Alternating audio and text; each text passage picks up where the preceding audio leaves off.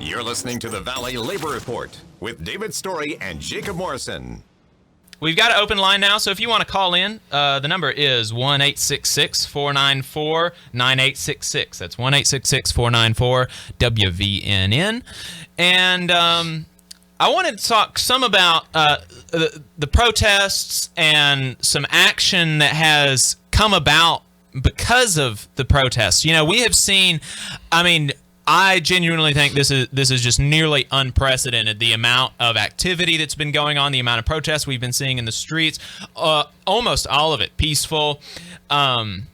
It's just really, really amazing and heartening to see this kind of action taking place in our country right now. And there has been a lot of action that resulted from the protests, a lot of the action, but, a lot of this action has been things like people posting black squares on their social media, or Confederate statues coming down, or Aunt Jemima changing their name.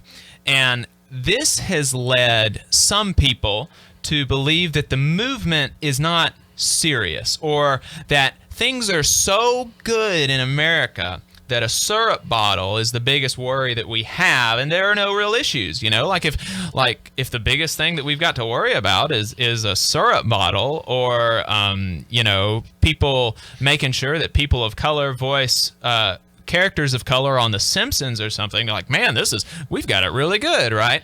Well, that's silly. That's silly, obviously, and I say it flippantly, because it's really true. And now, before I go down that rabbit hole, though, I do want to say that I'm obviously and absolutely in favor of the statues coming down. I think it's great that Aunt Jemima's changing their name. I've seen some folks on Facebook saying, "Oh, how silly this is! This is horrible! That's awful!" And one person in particular that I'm thinking of, they've got probably only one black friend, and that black friend commented and really respectfully and nicely and in a brotherly and sisterly way explained to them why this image is offensive to them as a black person, and why they don't feel like it represents the best that Black America is, and the story's not really that great.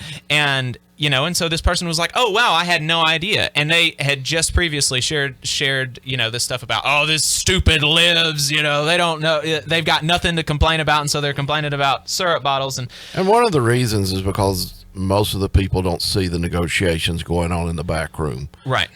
There's and that's one thing that I think a lot of people don't realize that are not involved with certain movements, is whenever these protests are going on, there are people actively negotiating, like the the Coalition for Criminal Justice Reform, that these protests give them the collective power to actively negotiate with city councils on those people's behalf. Right. And they don't have a whole lot of people in this community to talk to about, and all their friends are white, all their friends are middle class or upper middle class, and so they just genuinely, it's ignorance, and it's not it's not a judgment thing. I'm not, you're not bad if you're ignorant. You're not a bad person, but you're just, you haven't been in that community. Yeah, you just haven't. You just don't know. You just don't know, and that's all ignorance is. And so that's good. That's great that all these things are happening. If the government won't act to remove a symbol that the citizens of a community want removed, then I've not really got a problem with them taking matters into their own hands and pulling it down. And that's another thing really quick. This proposition that we ought to lock humans up, human beings, the children of God, right, if that's your thing, for a decade, if they take down Confederate statues to people that fought a war to keep an entire race of people enslaved, the idea that you would... It shows how out of touch government is with the populace. It's insane. That is, that you would be in favor of locking a human being up for a decade, and then obviously ruining the entire rest of their life because they're going to have some kind of criminal record. No one's going to want to hire them. That's just evil. It's not justifiable. It's insane. But let's talk about that for a second, because the fact of the matter is, my apologies. Go ahead. Yeah. That proposal is just another in a long list of examples why the Trump administration just really has a total disregard for the sanctity of life. And we're sorry, somebody tried to call and we accidentally dropped it. So if you want to call back, we didn't drop it. They just weren't on the line whenever I picked up. I guess they okay. Yeah. Well, if you want to call back, we're going to try to pick it up. But anyway. That's another in a long list of examples why the Trump administration, in my mind, has a total disregard for the sanctity of human life. And not just the Trump administration. Yeah, well, of course, government in general. Government in general refuse to listen to the governed. Mm-hmm. They refuse to allow the governed to take a vote. They refuse to accept anything on the governed behalf. That's exactly right. But, and that was all kind of a tangent. But because when you see people in the streets, their main concern has not been Aunt Jemima. Their main concern has not been with, some of the people are protesting to take down Confederate statues, but that's not the main thing, right? They have real concerns with the way that they are being treated by the police in America. They are looking for real solutions to an epidemic of police violence. They're looking for a world that respects and cares for people with mental health problems instead of killing them or incarcerating them. And so why then is the first thing that happens is syrup companies change their name?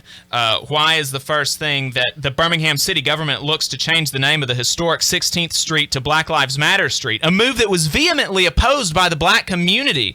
Why is it that these symbolic gestures that absolutely should happen, again, other than renaming 16th Street, but most of these things should absolutely happen, but why is it that these symbolic gestures are the first things to happen? It's because it's easy, and the people in power don't want to look for real solutions because real solutions may hit them or their donors in their pocketbooks. It may make some folks uncomfortable, so they want to be able to say that Black Lives Matter, and they want to change this name or rededicate that building or tear down this statue or that one, and they want you to forget about the real problems that brought you to the street in the first place. So I say don't forget. I say stay in the streets, keep the pressure up, build community organizations, build up your unions, build coalitions to fight for racial justice, and do not let the only thing that comes out of this moment be that we finally moved that stupid Confederate statue in front of the Madison County Courthouse. We've got Mark on the line.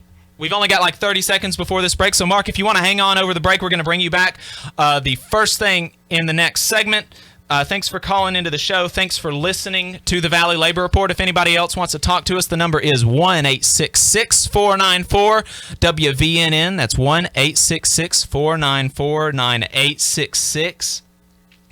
And, seriously, folks, that can't be the only thing that happens. The only thing that happens cannot be that we come out of this and we move a Confederate statue or we rename a syrup company. That is not the main issue, and there are so many more problems that people are looking to address. So this is the Valley Labor Report. Stay tuned.